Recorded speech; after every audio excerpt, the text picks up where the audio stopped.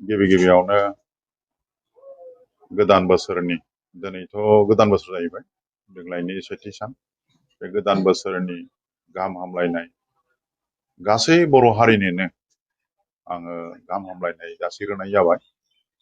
बिसेस मोनसे खारननि थाखाय बा मोनसे उद्देश्यनि थाखाय आङो ससियेल मिडियायावहाय दिनै माखासे बाथ्रा फोसावनो थांखि लादों। बाथ्राया जाहैबाय बयबो मिथिगौ सारा आसाम नाङैनो बर' हारिफ्रा आरो बर'नि अनगायैबो गुबुन हारिफ्राबो मिथिगौ सासे गेदेमा देंखोगिरि देंखोनि सम्राट लेजेन्डारि सिंगार आदावरुन नार्जारिया बावैसो सिगां 10 मोन नङा होमबा 10 एप्रिल खालि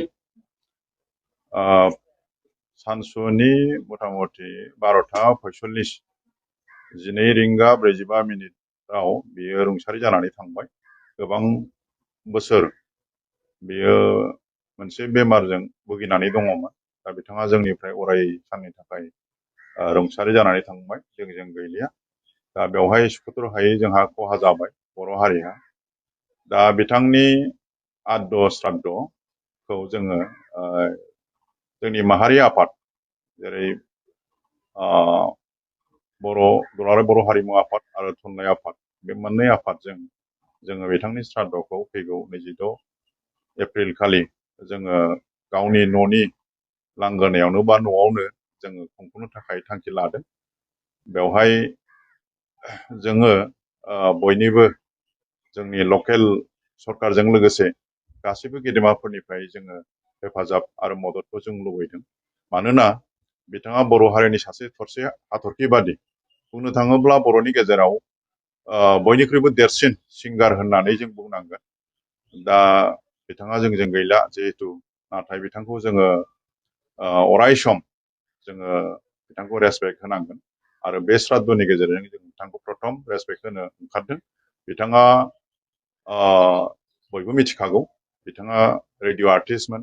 बिथाङा सिनेमा जगतावहाय जेरै आलायारन नङा होमबा आलायारननि बे माने मेथाइफोर बिथांनि अबदान बिथाङा गोबां केसेटबो दिहुनदोंमोन। मोजां मोजां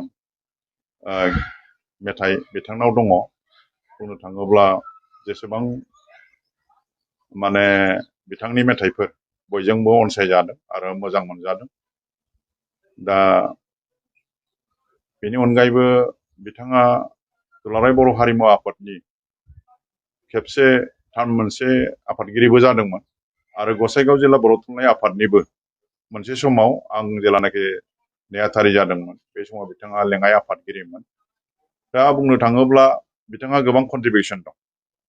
दा मेथाइ खननायनि अनगायैबो समाजनि खामानिनि अनगायैबो आरो बिथाङा सर्ट स्ट'रिसफोर लिरदोंमोन आरो मा बिथांनि सर्ट स्ट'रिसफ्रा जोबोद माने इन्टारेस्टिं जोबोद मोजां फरायबा फरायबाय थाथावथाव।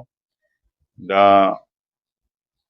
बिदिब्ला जों मिथिबाय बिथाङा सासे सिंगार ससियेल वार्कार बेनिफ्राय लिरगिरि आरो जोबथारनायाव बिथाङा धोरोमनि फारसे माने थैजासिम धोरोमनि फारसे बिथाङा खामानि मावबाय थादोंमोन आरो धोरोमनि बिजाबफोरबो बिथाङा लिरगासिनो दंमोन। हयथ' मेन स्क्रिप्ट बिथांनाव 2 मोनथाम हयथ' दङ आरो धोरोमनि बिजाब जों बयनोबो बिथाङा स्कुल थांनानै रानदोंमोन। बयनिबो न'आव दर टु दर थांनानै रानदोंमोन। आं खावलायदों जोंनि बिटिसि गभर्नमेन्ट बिथाङा जाय बिथां जोंनि बिटिसिनि चिफ मानगोनां हाग्रामा महिलारि सार बिथाङा निस्सय बेखौ नोजोर लाखिगोन आरो बिथांनि जे माबा मुंखौ अरायथा लाखिनो थाखाय बिथांनि जाहाथे गोसोखांथाव मोनसे मा होनो बेखौ स्टेचु बा खाम्फा जाहाथे बानायो बेनि थाखाय आं खावलायखाबाय आरो बिथांनि श्राद्धखौ जाहाथे कपारेसन खालामो जों बेखौनो हास्थायो। दा जोङो मोनसे खुंफुं आफादबो दानाय जाखाबाय। बेवहाय जों हारिमु दङ बर' थुनलाइ आफाद दङ। आंनो निजे कनभेनर जादों आरो कनभेनर जानानै आं दिनै नोंथांमोननो बेखौ मिथिहोबाय जोंनो बयनिबो कपारेसन नांगोन, रायजो राजानि कपारेसन नांगोन। दा आं बेखौनो हास्थायबाय। बेखिनियानोसै आरोखि।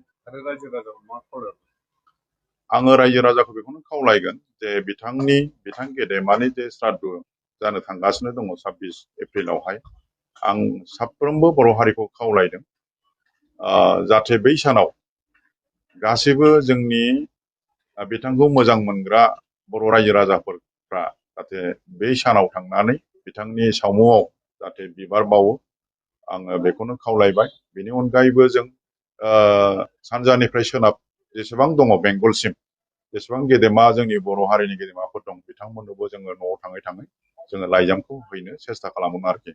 साधारन रायजो राजाफोरखौ आं बेखौनो खावलायबाय, जोंनि क'क्राझार डिस्ट्रिक्टनि जेसेबां बर' हारिफोर दङ, गुबुन हारिफ्राथ' गावनि फरायसाफोर आरो तुलसिबिल ओनसोलाव जेसेबां गुबुन कास्टनि मानसिफोर दङ बिथांजों बिराद क्लस। बिथाङा मानो क्लस होनदोंब्ला बिथाङा जाबाय तुलसिबिल ओनसोलनि सासे पिलारमोन आरोखि, पिलार, खुन्थिया बादि। दा बिथांखौ जों खोमानानै लानो गोनां जाबाय अबथिरानो। दा निस्सय ओनसोलनि मानसिफ्रा, गुबुन कास्टनि मानसिफ्राबो फैखागोन लोब लोब। आं बर'फोरखौबो आङो खावलायबाय जाहाथे बै सानाव थांनानै बिथांनि सावमुआव जाहाथे बिबार बावनानै बाहागो लायो, आं बेखौनो खावलायबाय आरो।